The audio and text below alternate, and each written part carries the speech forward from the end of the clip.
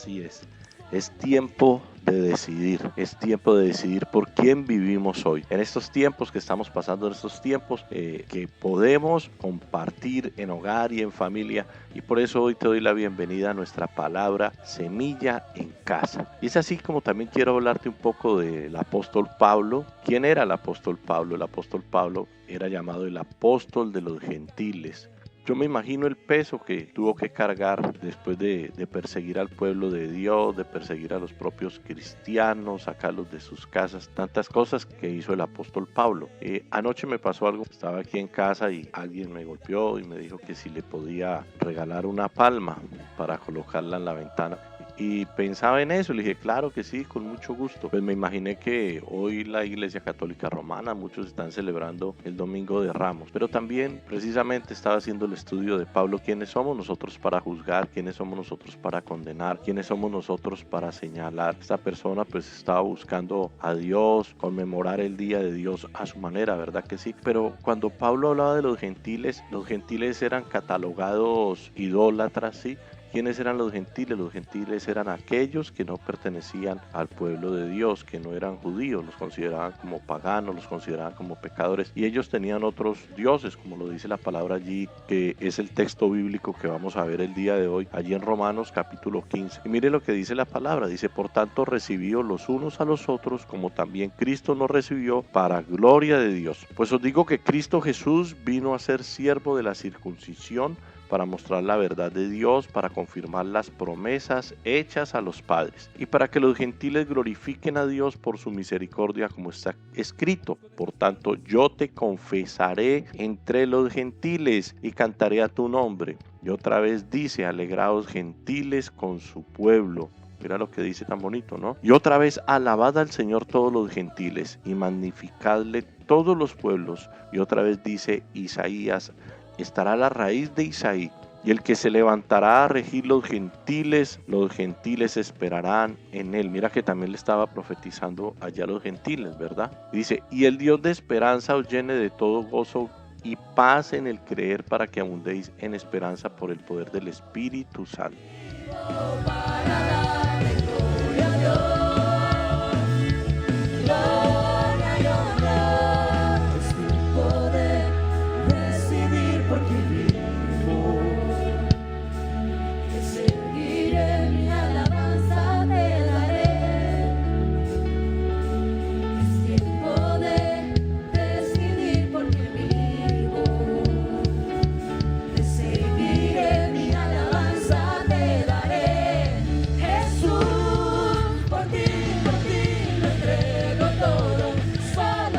Pablo, apóstol a los gentiles. Entonces, te repito, ¿quiénes eran los gentiles?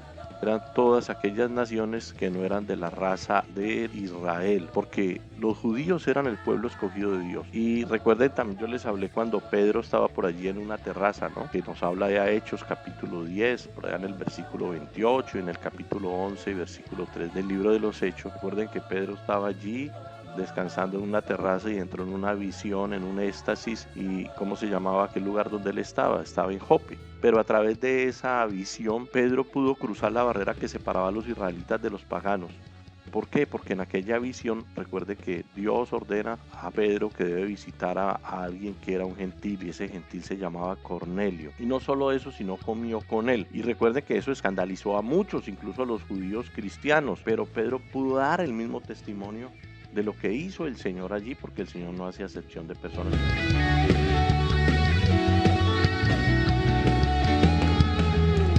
Por difícil que parezca alcanzar algún sueño, estoy seguro que por ti, mi Dios, todo puede suceder. Aprendí a creer y mis ojos lo han visto, los milagros que puedes hacer, puede suceder.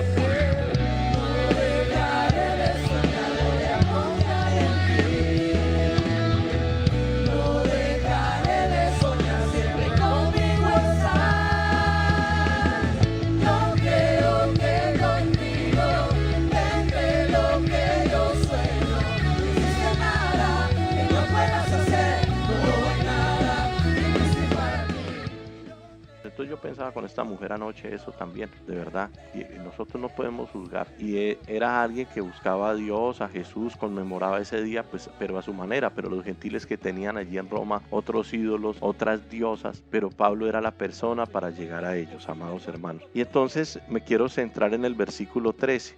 Mira lo que dice: el Dios de esperanza os llene de todo gozo y paz en el creer, para que abundéis en esperanza por el poder del Espíritu Santo. Pablo no dice tengan esperanza, él dice el Dios de la esperanza. Y yo te pregunto a ti, ¿por qué el Dios de la esperanza? Porque Él es Dios, Él no le rinde cuentas a nadie. Yo se lo he dicho a ustedes, Dios es inmutable, Él no cambia, Él ha sido el mismo de ayer, hoy, mañana y por los siglos de los siglos. Es el Dios omnisciente, es Dios de toda sabiduría, de todo pensamiento, es omnipresente. De los atributos de Dios, de su carácter, hacen la razón misma que Él sea la esperanza de Dios mismo. Dios nos brinda esperanza, mira.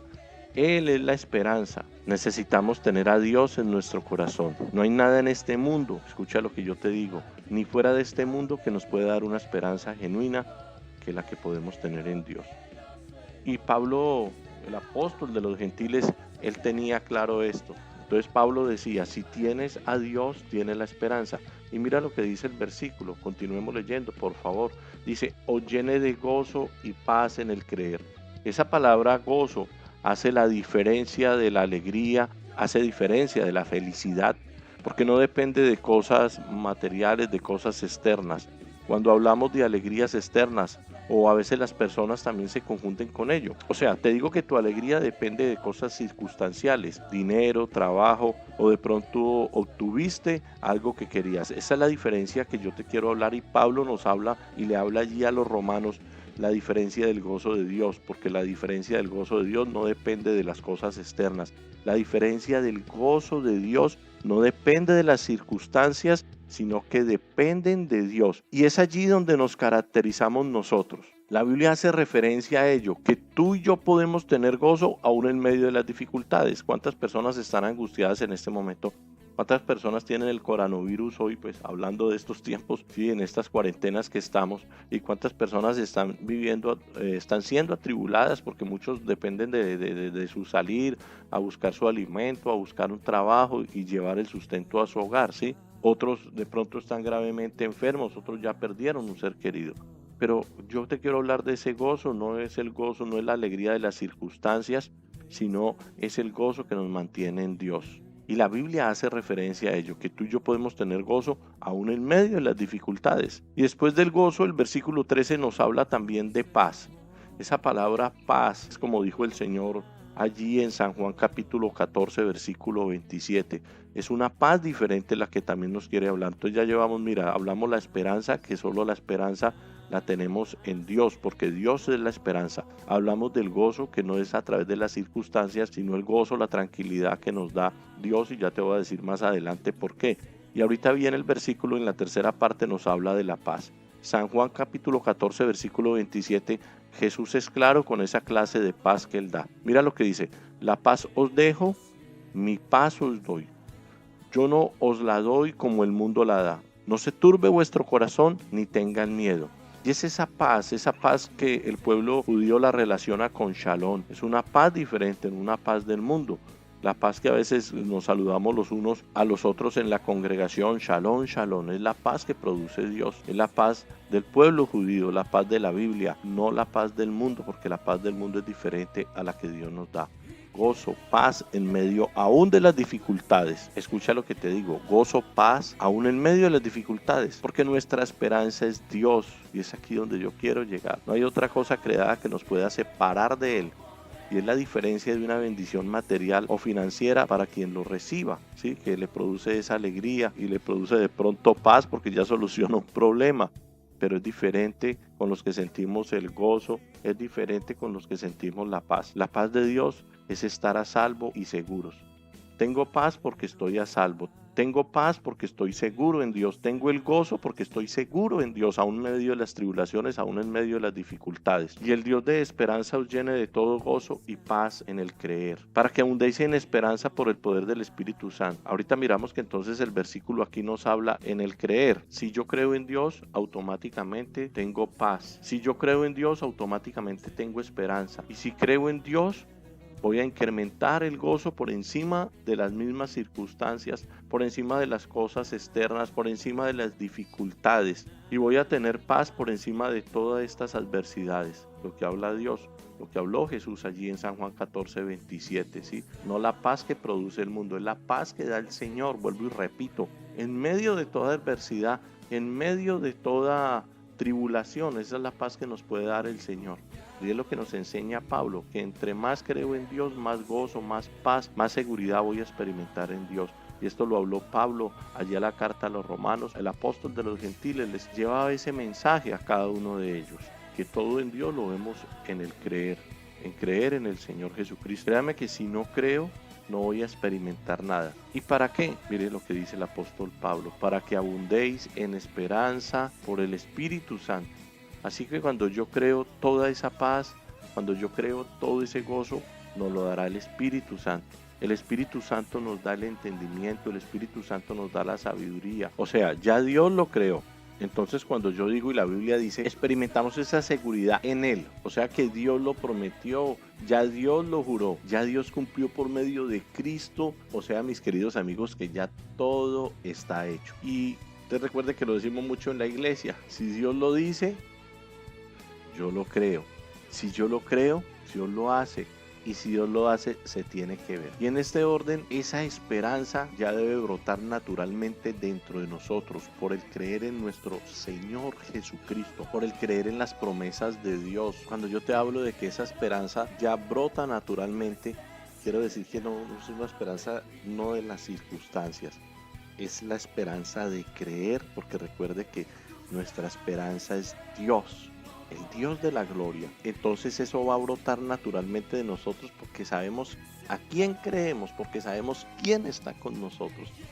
Va a brotar muy naturalmente esa esperanza en cada uno de nosotros. ¿Y por qué les hablo también esto?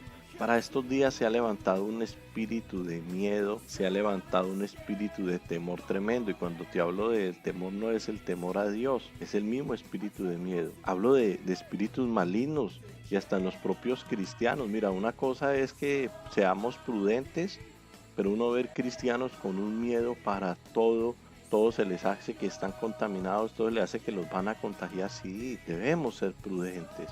Pero este es el punto donde quiero llegar. Si creemos en Dios, Él nos produce seguridad y rechazamos naturalmente. Eso va a brotar en nosotros, que vamos a rechazar ese temor. Y usted y yo somos los que reflejamos a Dios. Y usted y yo somos los que llevamos esa esperanza en Dios.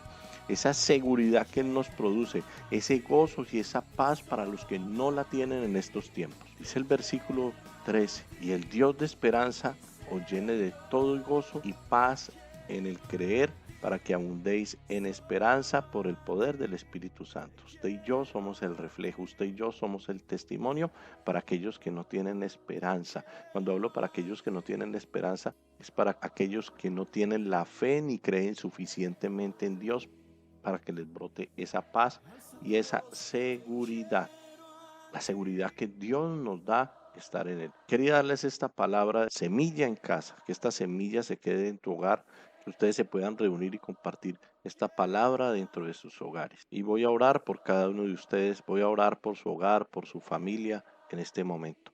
Ahora, Padre, mi alma, mi cuerpo y mi espíritu te alaba. Mi alma, mi cuerpo y mi espíritu te bendice. Mi alma, mi cuerpo y mi espíritu te glorifica, Señor amado. Padre, hoy coloco cada hogar, coloco cada familia, Señor amado, y los bendigo, Señor. Levanto vallado alrededor de ellos, Padre.